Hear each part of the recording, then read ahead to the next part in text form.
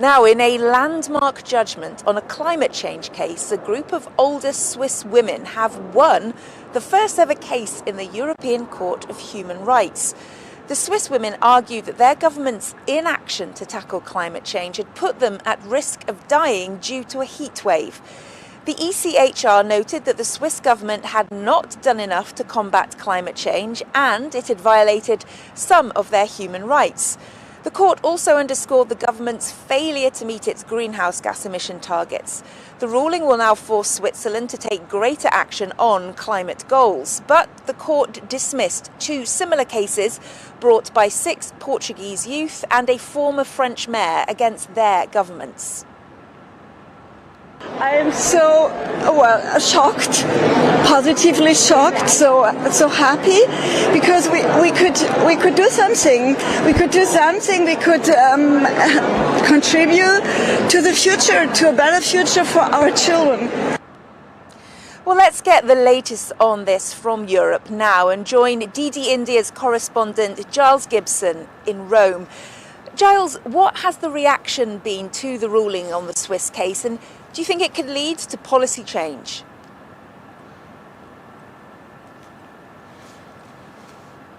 Well, Kate, climate change campaigners here in Europe are seeing this really as a turning point in the way that citizens can bring legal challenges to their governments over what they see as inaction over climate change, and not just for countries who are under the auspices, the jurisdiction of the European Court of Human Rights, but really international courts all over the world. Just take Avaz, for example. It's a very large international campaign group.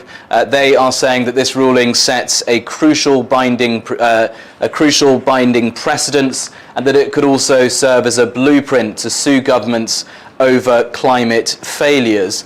Just sort of zooming in on Switzerland briefly, it is worth noting that the Swiss government has no right to appeal over this ruling. That's because this case has already worked its way through the Swiss legal system, past the highest court in Switzerland, and that's why the European Court of Human Rights was ruling on it today.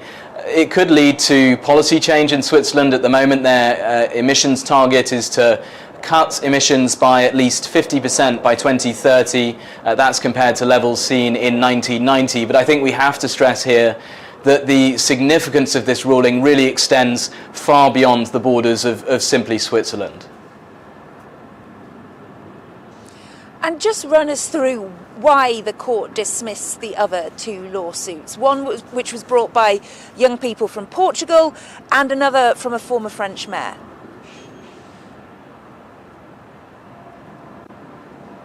Yeah, so let's take the case from the young people from Portugal first. What the court said was that their case was inadmissible because their case was against not just every single EU state, including, of course, their own Portugal, but also Norway, Switzerland, the UK, Turkey and Russia. So essentially, the court said that that sort of huge geographical expanse that they were looking at was just too broad for the court to consider it. Moving on to the case brought by the former mayor of a French town. His name is Damien Carême. He used to be the mayor of a town called Grande-Sainte, which is on the north coast of France. What the court said is that now, because this former mayor is now a member of the European Parliament and because he doesn't actually live in that town anymore, that case was also inadmissible.